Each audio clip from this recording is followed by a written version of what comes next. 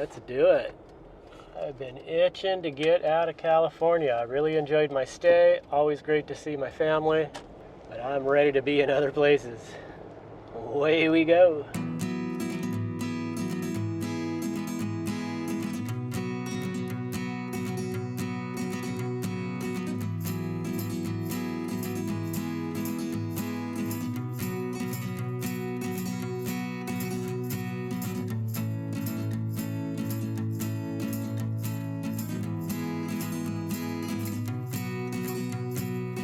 Well, here we are, crossing into the state of Nevada. Welcome to Nevada. Hello, Nevada. Goodbye, California. Got some snow-capped mountains ahead of us there.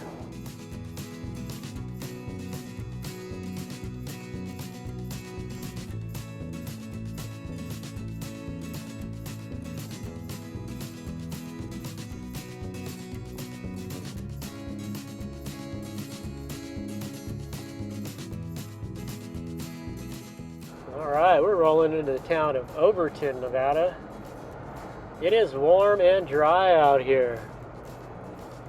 Approaching 80 degrees. I think it's like 5% humidity. Okay, I don't think this is a very big town here. Laundromat, that's good to know.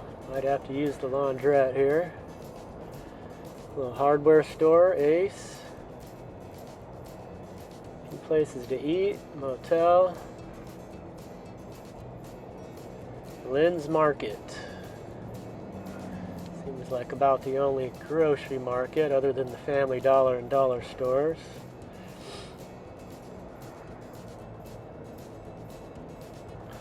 The Red Rooster Bar.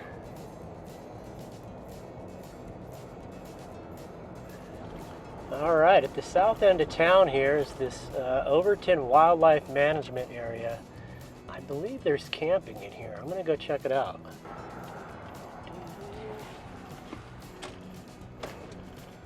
Let's see what its sign says up here. Overton Rest and Trails, camping 8-day limit. No shooting and camping in parking areas. Campers, please sign in. I believe it is free. You've just got to check in with the host here. Let's see if there's any open spots. Don't know that I'm going to camp here, but at least we can check it out.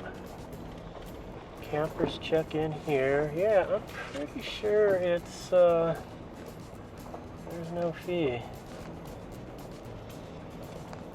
Go check it out just so we know. I don't think I'm going to stay here, but yeah, it is free. There's no host or anything. There's just a little box with some slips in it that you fill out and put one in the box and one you put on your post at the site here. I mean, I guess the benefit is there's a little bit of shade because of the trees, but not much in the shade structure. But I'm going to go up on the hill. There's some public land I'm going to check out, see how that is. And if it's not looking good, I might just go right into the Lake Mead area. We'll just pull through one so you guys can get a glimpse. Not the most scenic. I mean, you get a shot of the hillside across the way.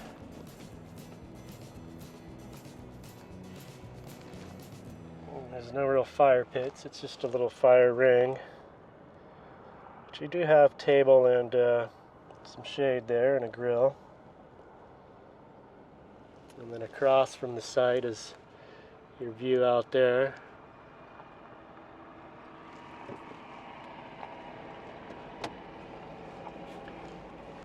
Alright, let's move on. This is Bureau of Land Management land here. Gosh, it is a beautiful day though. Seems to be a few people up this way. Let's see how far down we can get. Wow, I don't want to get too close. Check that out. Well, we're just parked up on this cliffside here, and that's where we just came from through the town of Overton.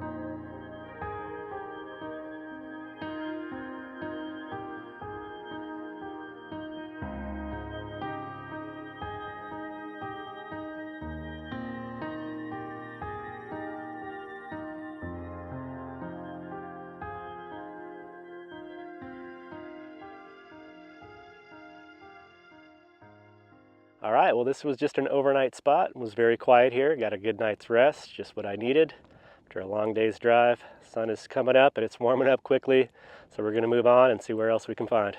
Here we are, coming into Lake Mead National Recreation Area. We're making our way down to the lake here. I think I see a spot. Coming in on a Saturday morning, I would have thought this had been occupied, but looks like we're good. All right, well, we made it down to the lake. It is an absolutely gorgeous day today. Just beautiful. Slight breeze. It is warm in the sun, but feeling good to be by the water. We'll give you a shot of where we're at here. Got a spot right here on the hillside, overlooking the lake. That's just beautiful out today. Pretty quiet here. Not a whole lot of folks down by the water.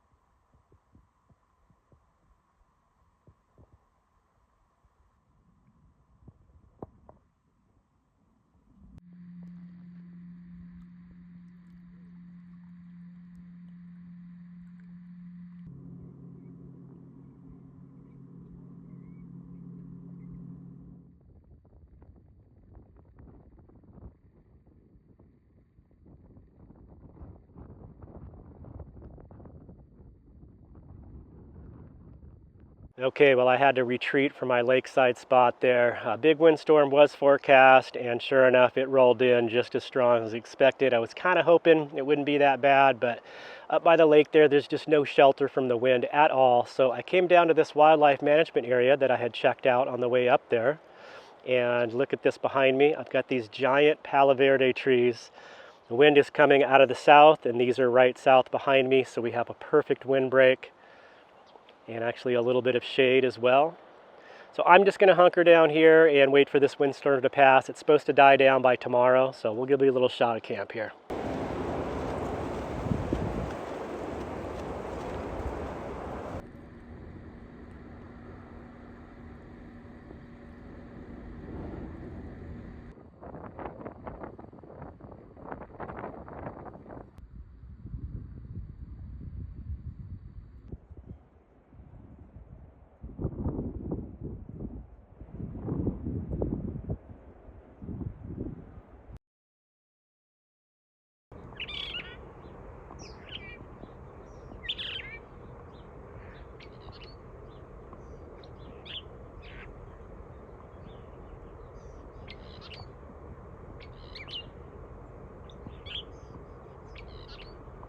Well, good morning. Waking up to sunrise here at this Overton Wildlife Management Area. Seemed like it'd be a cool spot. I mean, there's no fee. You can camp up to 8 nights. And I noticed these old train cars across the street, literally right across the street. I didn't think they were active or anything, but I guess this is like a quarry of some sort that is operating. And it seemed like they were quiet during the day. It was a Sunday, and then about 6 p.m. Sunday evening, they started up. And went all night. They work all through the night, I guess. So yeah, if I knew that, I probably wouldn't have camped here. I would have toughed it out being exposed to the wind by the lake. But yeah, backup alarms going all day, moving these all night, moving these train cars around, crashing into each other, and yeah, all night long. So I can't really sleep with earplugs. They bother me. So it was a sleepless night. So just wanted to give a heads up, anyone's considering that. I know noise doesn't bother a lot of people, but for me, that's kind of why I'm out here, to get away from noise. And this was not the spot for that. I came here to get out of the wind, have some shelter from the wind, but I should have just put up with the wind. Actually, it was windy down here too, and it's quite sandy. This is like a fine sand here. So I've got a pretty good film of sand and dirt in the van after that windstorm. So I'm gonna do some cleaning up, and I don't know what I'm gonna do. If I'm gonna head back up to the lake or what, but yeah, I'm gonna move on from here. Well, it has cooled off quite a bit today compared to the last couple days, and yesterday we had a pretty intense windstorm. There was just a lot of dust and sand in the air, so I just kind of hunkered down to stay out of that poor air quality. But today it's just breezy and cloudy, so it's quite a bit cooler. So I'm going to try to get out on a bike ride here. You can see the sign behind me here says St. Thomas. That is an old ghost town. It's actually submerged under Lake Mead for quite a few years. I think in the early 2000s it resubmerged as the lake levels dropped. So you can drive down there and check out the ruins from the old town. I think it's just about a 3.5-mile drive from this intersection here, but I'm going to ride my bicycle down there just to get some exercise. So let's get moving and go check this out.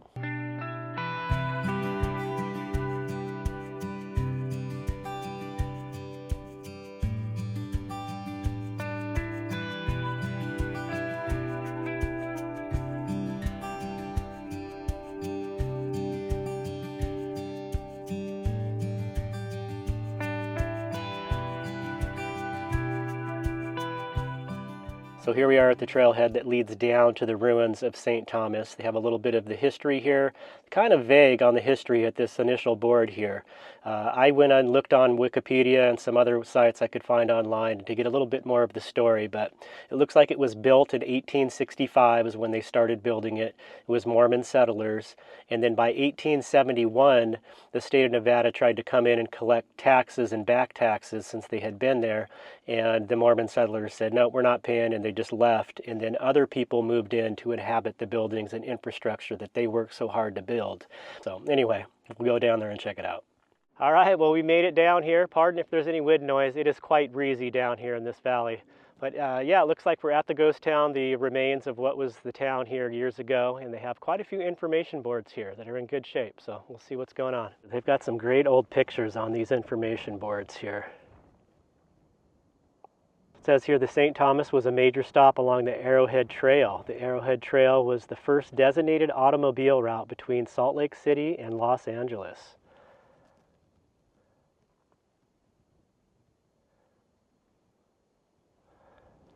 Picture of the old Virgin River Bridge.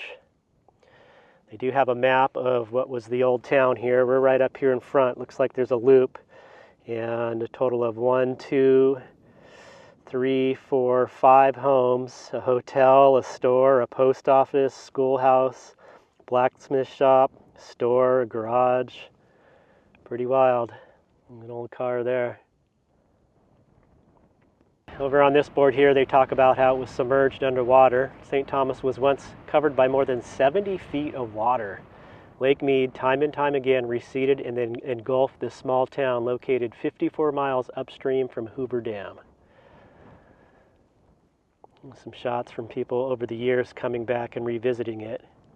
I believe it was in the 1930s when it first became submerged and then pretty much abandoned. Sounds like there was quite a few more trees down here. Here's an old shot you can see is all water here. 1945 that says, so that was after it became submerged.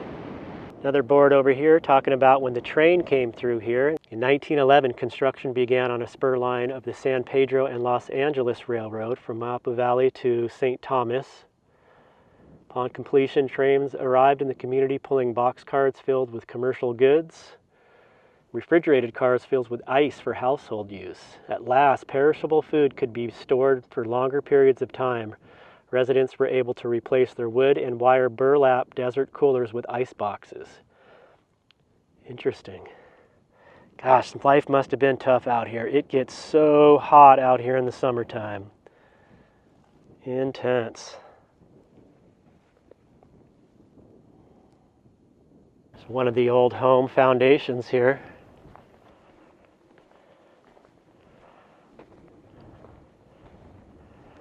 See some old wood framing there. A cow patty as well.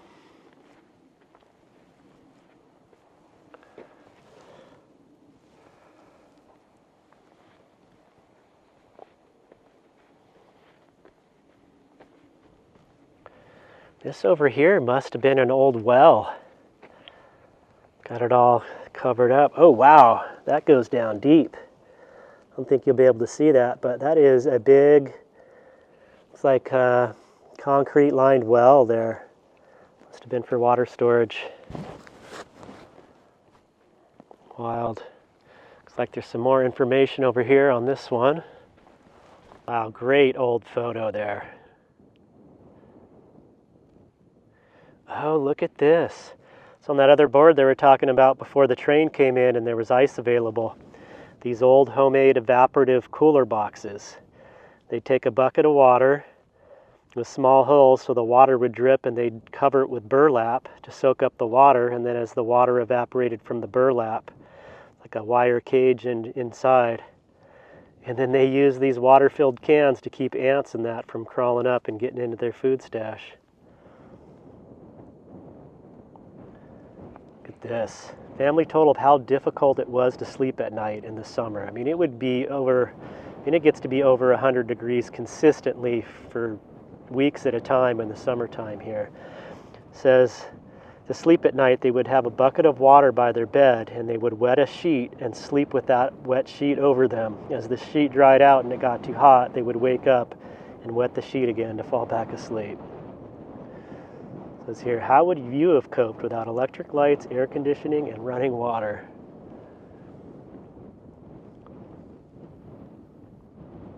I'd say they look like they're doing all right. Woman's got a smile on her face. So just to give you a little perspective, there is a truck camper parked up on that hill there. If I can zoom in, that is the parking lot. So it's a little bit of a walk to get down here. I think it said it's a 2-mile hike. Another home foundation here. This one looks like it was quite a bit bigger than that first one. Still got steps in front.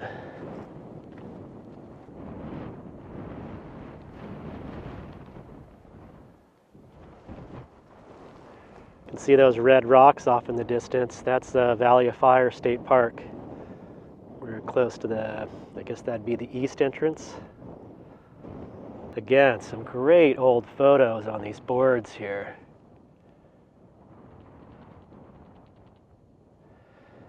So it says down here, located throughout the town, cisterns allowed people to draw buckets of water for their daily use. Each held several months of water supply, which was filtered through charcoal and sand. The smallest member of a family was lowered into the cistern once a year to scrub the walls. Today, the cisterns, some up to 18 feet deep, are covered with iron grates for safety reasons. Great old picture there. It says here, using picks, shovels, and scrapers, Mormon settlers built an irrigation system from the muddy river to their fields and orchards. By 1869, the system had been extended upriver to provide the town with more dependable water sources.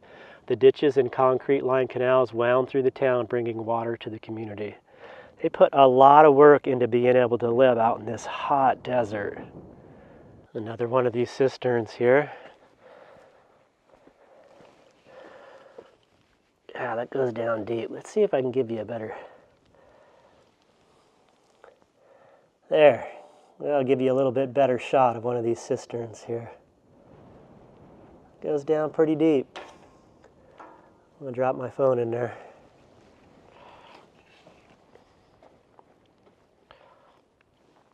Looks like this was the old grocery store. Not much left of it. But I think that's the most substantial that actually has a wall left. Everything else is pretty much just foundation. Looks like this was pretty much the only business here in St. Thomas. Got a great shot here of people using a raft to get around after it flooded.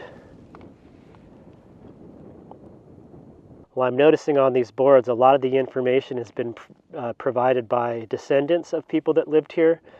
This is written by Carrie Anderson saying, my father bought a piece of property on the highway, the Arrowhead Trail, and built a service station where he sold gasoline, homemade ice cream, homemade root beer, and groceries to the passing tourists. He also built a small home for his large family. Great old shot there. Yeah, and there's pretty much a cistern at every either home or building here. So water was accessible to everybody.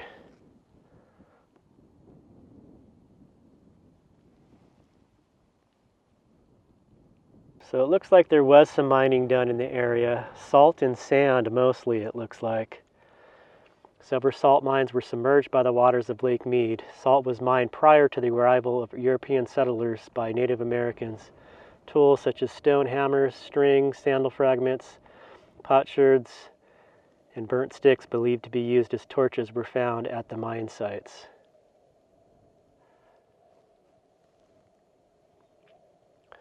this old Virgin River Salt Company certificate here.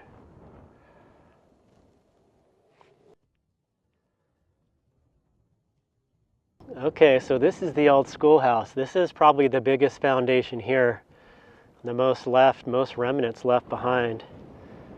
I got a picture of it. Look at that.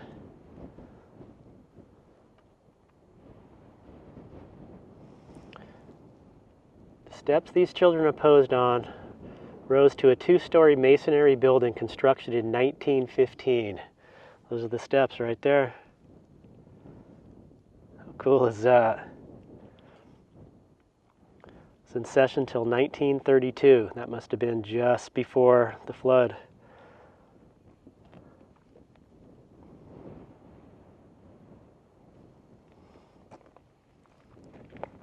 Great picture there. Well, those kids got a smile on their face.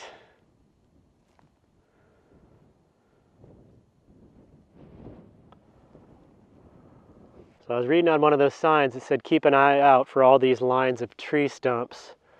And that's the road that loops around the whole town. So the roadsides were lined with these big trees. Of course, they're not here anymore. It looks like they were actually cut at one point after they died off. So I'm sure when this town was thriving, or close to thriving, whatever it was when it was at its peak, it was just a little bit more life down here, having those big trees for shade in the summer. Of course, there was water running through here, which has since dried up.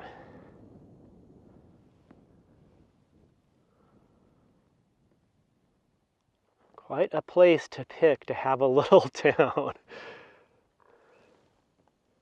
But I guess being on that Arrowhead Trail, that route, makes sense to have a spot where people can resupply, and it just amazes me that people are able to survive and live out here.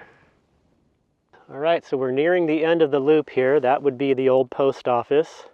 Not much left of it. And then over here would be the other store. This would be the Gentry store. Looks like it was a decent size compared to the other one on the other side. Got some more information here on Harry Gentry. So he built the store. He was the postmaster at the post office, and then there was also a little motel next to the store. So these 3 buildings this Harry Gentry was involved in. Bureau of Reclamation party gathers at St. Thomas Post Office, summer of 1929. Get everyone all dressed up.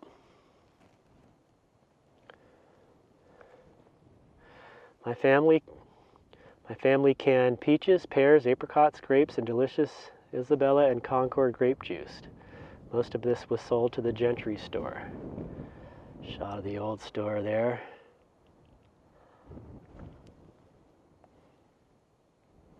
Oh, look at this. Several thousand letters were canceled on the last day before the water rose.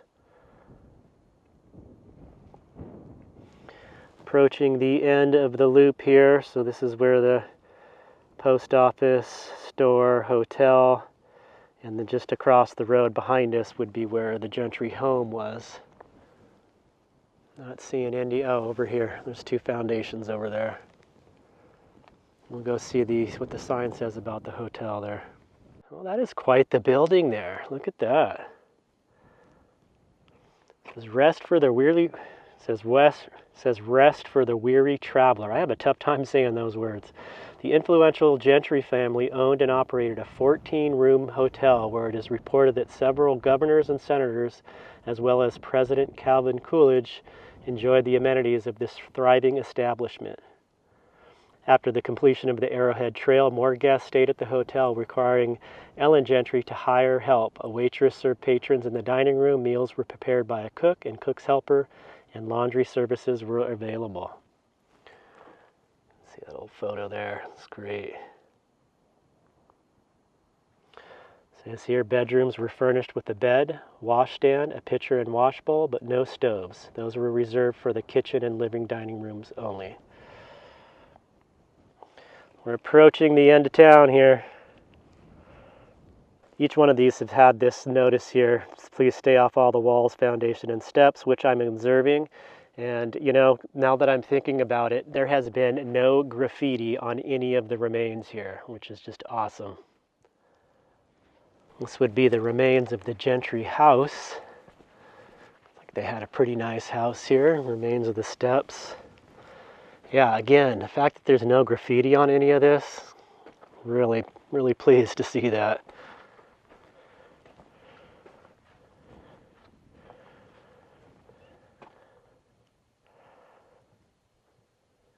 It's hard to believe that these were all full structures at one point. And then also I'm having a tough time believing that this was 70 feet underwater at one point. Wild. Oh, looks like that guy that was up top hiked down here.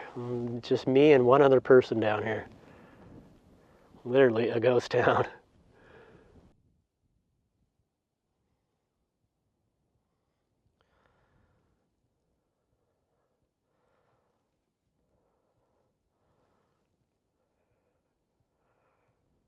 Ah, this is so cool. I love this kind of stuff. I'm just having a good old time out here. All right, so this is the last home on the loop here. Not much of this foundation left. It's just occurring to me, like, where is the rest of all the buildings? Like, did it drift off in the water?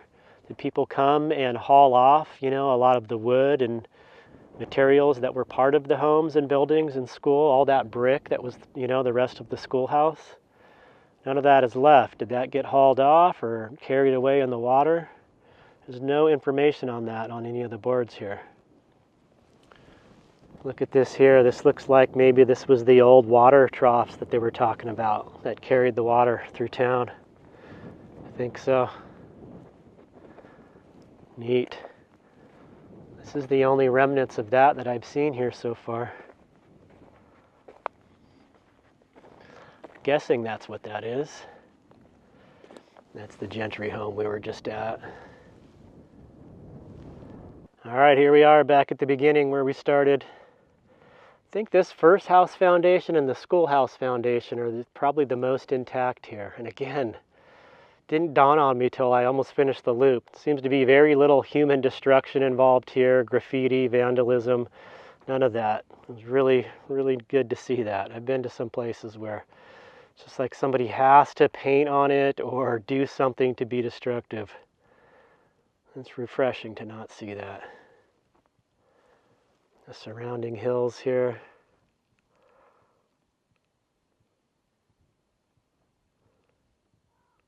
Well, I've done my thing, walked around here and read all the information boards and done my filming and talking to the camera to be able to share it all with you. But one thing I like to do at places like this is to just sit and be quiet. So I'm going to take the last 15 minutes or so to just find a spot and sit. And I just like to imagine all these buildings being, how they were, fully built, people roaming the town, kids playing,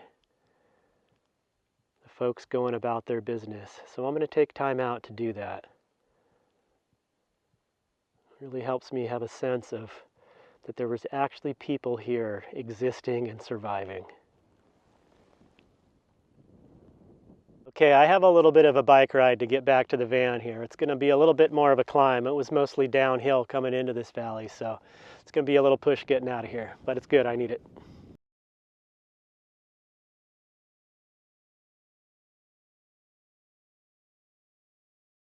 Well, we made it back to the van. Felt really good to get on the bicycle. First bike ride of the year, so I'll probably be a little sore tomorrow, but it was totally worth it.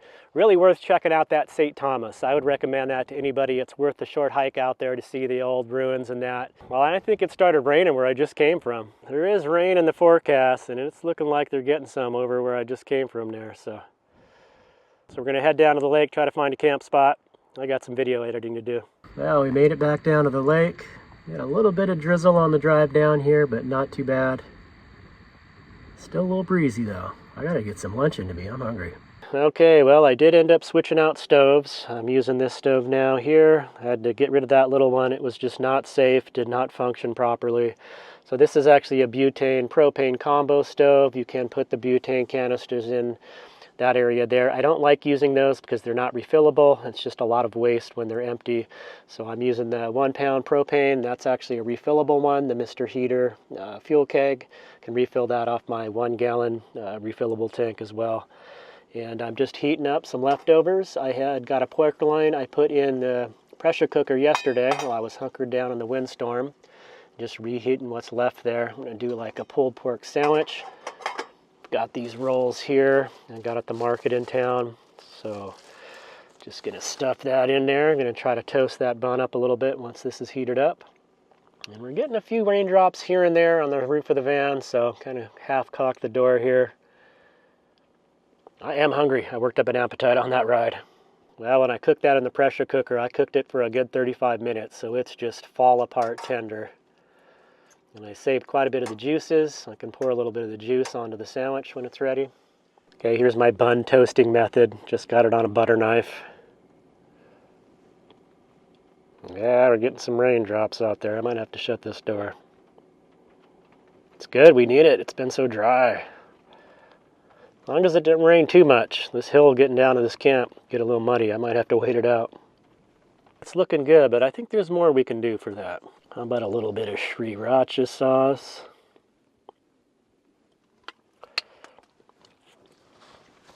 Oh, I got one more thing. We topped it off with a little Caesar salad. Now we're living. Why do I have a feeling this is going to taste really good? Oh, heck yeah. Dang, well, that is good. I bet you a little diner in town would charge like 10 bucks for something like that.